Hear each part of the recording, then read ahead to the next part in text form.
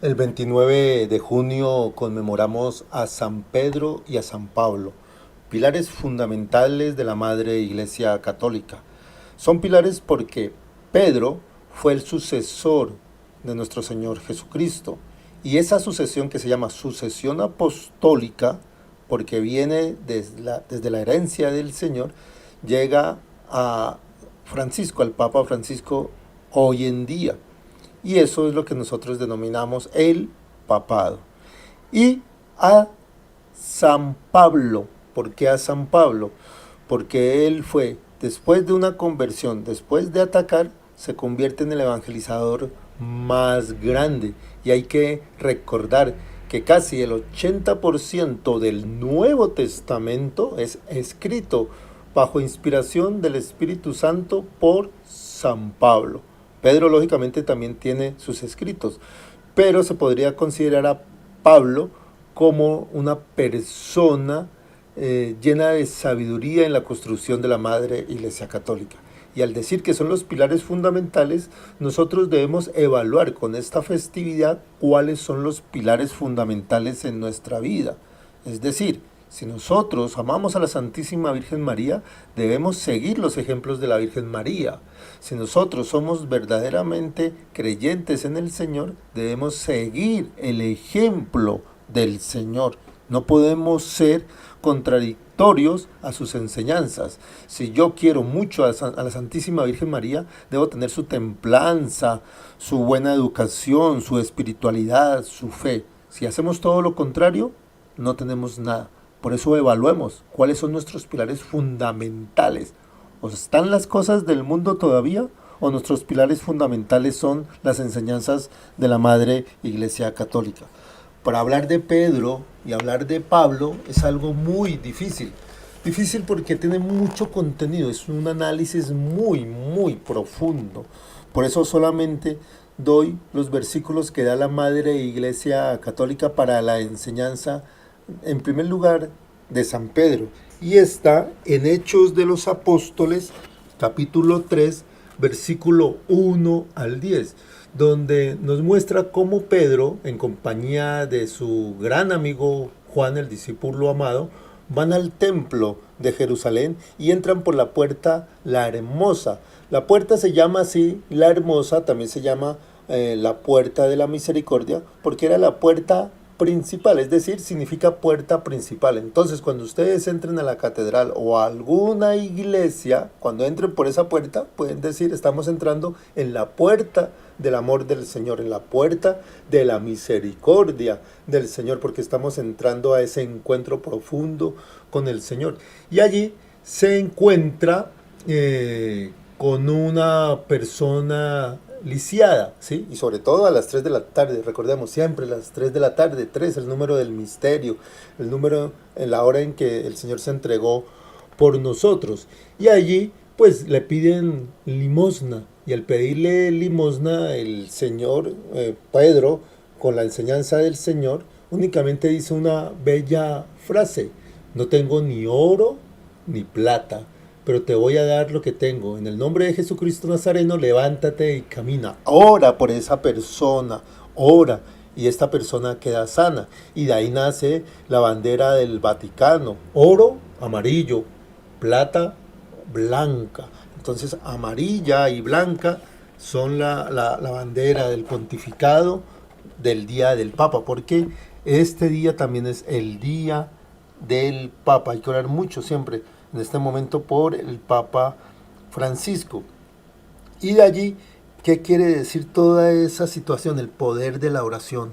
Orar, orar. Siempre que tengamos una dificultad, debemos orar profundamente para que el Señor escuche nuestras palabras. Y sobre todo, aprendamos a decir en el nombre del Señor Jesús. Siempre digamos eso, porque hay un versículo muy interesante en la Biblia donde dice que al nombre del Señor Jesús toda rodilla se dobla en la tierra, en los abismos, en los cielos.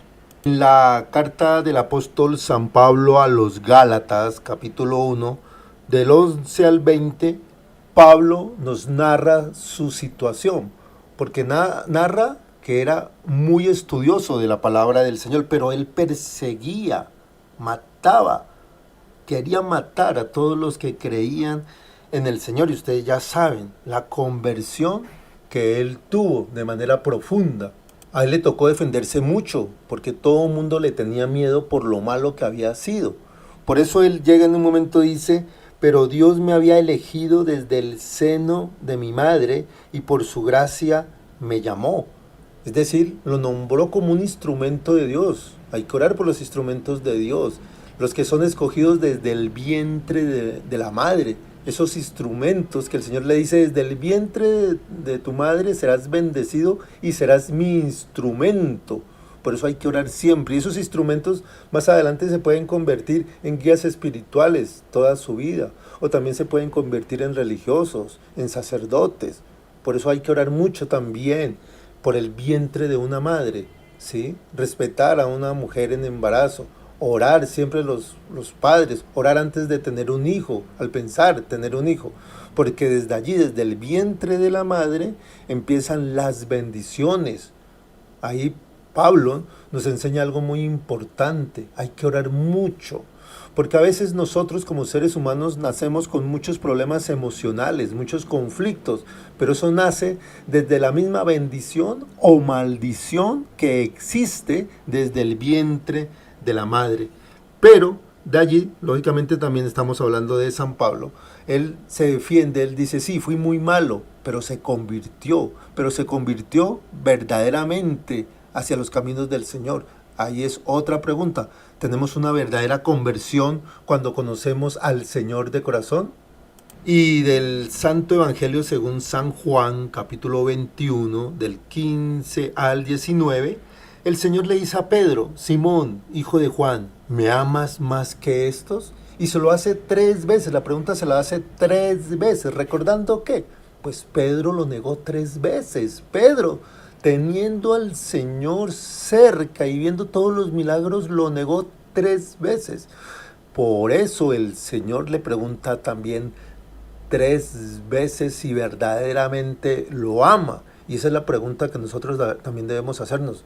¿Amamos verdaderamente al Señor? ¿O únicamente hablamos del Señor de dientes hacia afuera?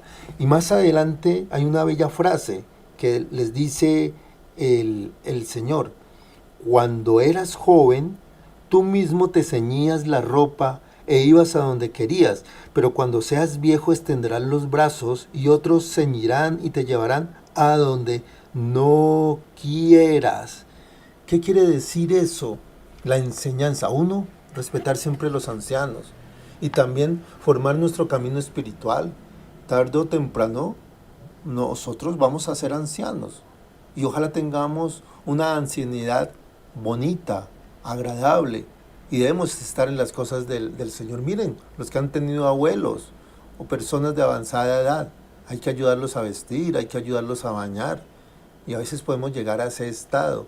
Por eso debemos pedirle al Señor que tengamos esa gracia, esa bendición de estar bien, de tener una vejez bonita, de tener una vejez tranquila.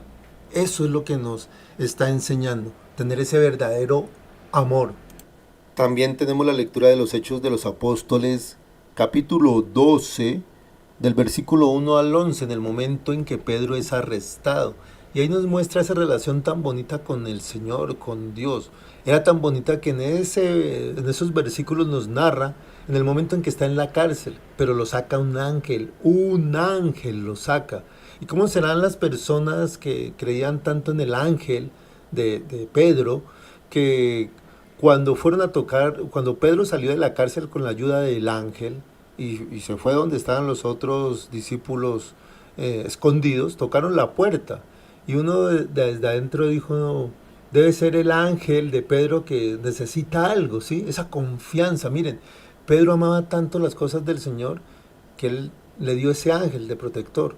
Y así nosotros también, cada uno de nosotros tenemos un ángel, y es el ángel custodio. A los niños se les dice el ángel de la guarda, pero para nosotros, ya mayores y entrados en años, se les debe decir ángel custodio, porque es una custodia que nos hace en todo nuestro crecimiento espiritual.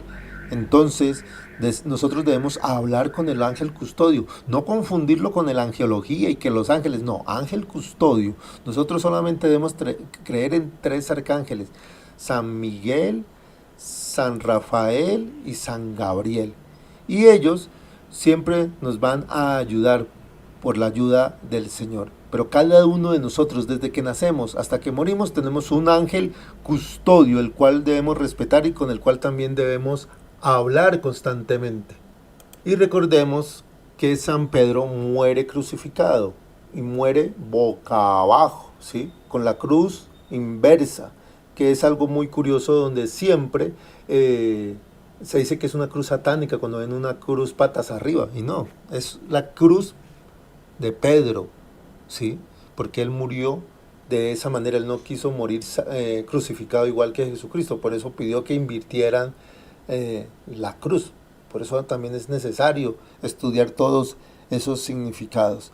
Y en el libro de la segunda carta del apóstol de San Pablo a Timoteo, capítulo 4, del versículo 6 al 18, ya San Pablo se está despidiendo, diciendo que ha coronado, que esa es la lucha. Recordemos que San Pablo siempre nos decía que debemos ser unos atletas espirituales, prepararnos todos los días, luchar todos los días en el nombre del Señor, orar todos los días, estudiar, leer, hacer lectio divina, aprovechar las cosas de Dios, de la palabra del Señor. Y como buen atleta, él fue ya un hijo de Dios, que ya lo estaban esperando en el cielo y él murió decapitado, pero él estaba tranquilo, en paz. Algo muy importante también, ver la muerte de una forma bonita, porque la parte occidental siempre ve la muerte como algo muy feo, como algo muy miedoso. No, ahí San Pablo nos enseña la forma tan bonita de llegar a la hermana muerte.